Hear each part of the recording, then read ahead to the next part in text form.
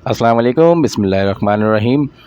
तमाम व्यूवर्स को बहुत बहुत प्यारा सा अस्सलाम वालेकुम। आज जो रेसिपी मैं बनाने जा रहा हूँ वो है छोले की रेसिपी, जो कि बहुत ज़्यादा पसंद की जाती है। छोले हमने पहले ही जो है वो भिगो के रख लिए थे और उसको बॉईल कर लिया है, उसी पानी को हमने ऐड कर लिया है।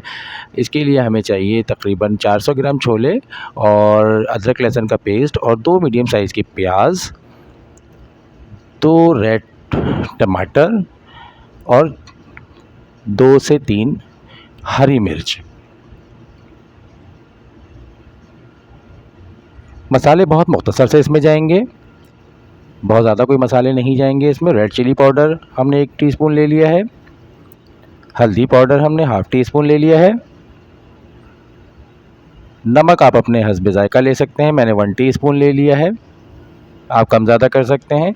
धनिया पाउडर ले लिया है मैंने 1 टीस्पून और ज़ीरा पाउडर ले लिया है मैंने 1 टीस्पून। चलें अपनी रेसिपी की तरफ चलते हैं और इसकी प्रिपरेशन शुरू करते हैं।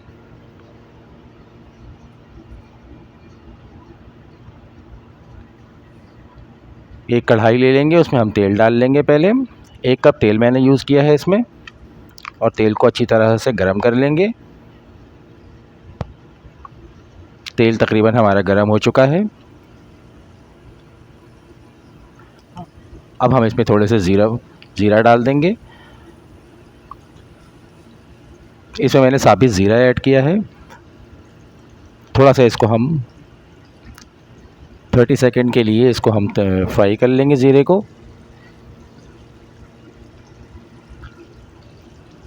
अब हम इसमें प्याज ऐड कर देंगे जो हमने बारीक चॉप की हुई थी, 2 मीडियम साइज़ की,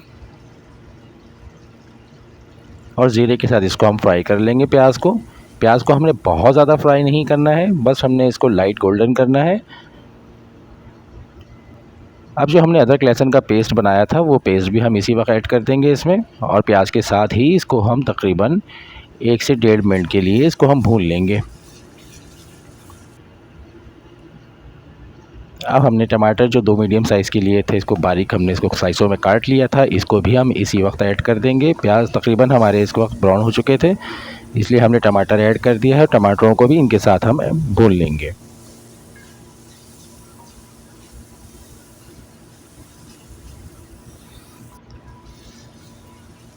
टमाटर हमारे तकरीबन भुन चुके हैं।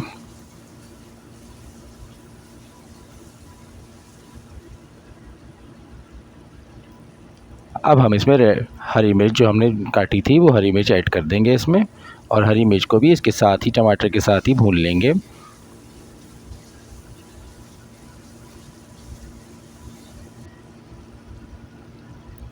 जो मसाले हमने आपको बताए थे वो सारे के सारे मसाले हम ऐड कर देंगे इसमें, और इनको अच्छी तरह से भून लेंगे।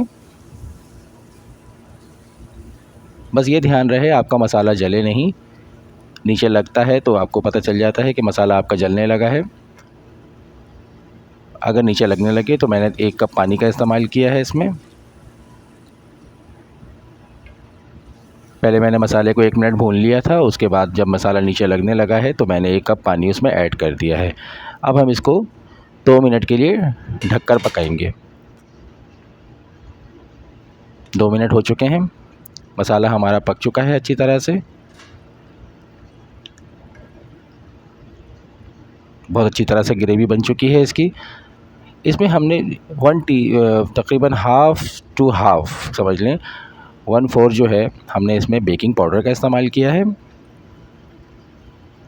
और इसको अच्छी तरह से मिक्स कर लेंगे। अब हम इसमें सारे चने ऐड कर देंगे।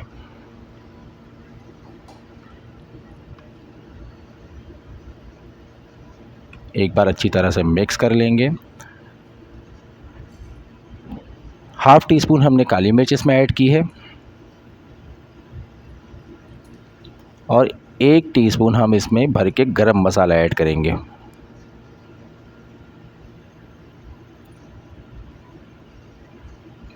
फ्लेम हम स्लो कर देंगे और इसको एक बार अच्छी तरह से मिक्स कर लेंगे।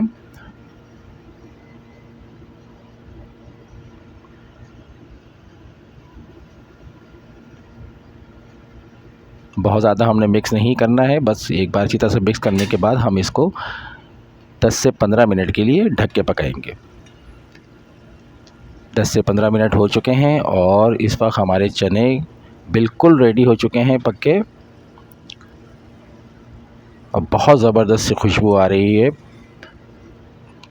चनों ने हमारा तकरीबन ऑयल छोड़ सेपरेट कर दिया है और देख सकते हैं थोड़ी सी ग्रेवी इसके अंदर मौजूद है और मसाला बिल्कुल पक चुका है अच्छी तरह से। चने भी अच्छी तरह से हमारे गल चुके हैं, मैंने चेक कर लिया है और बहुत ज़बरदस्त सी खुशबू आ रही है। चले आए इसको हम डिश आउट कर लेते हैं।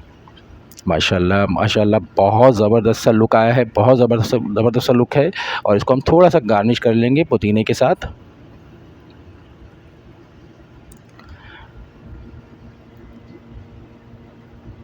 माशाल्लाह बहुत ज़बरदस्त सा लुक आया है। अगर चैनल पे नए हैं तो प्लीज़ इसको लाइक करें, सब्सक्राइब करें और अपना बहुत सारा ख्याल रखें। मिलते हैं इंशाल्लाह नेक्स्ट वीडियो में। जब तक के लिए अल्लाह हाफ़िज़, अस्सलामु अलैकुम।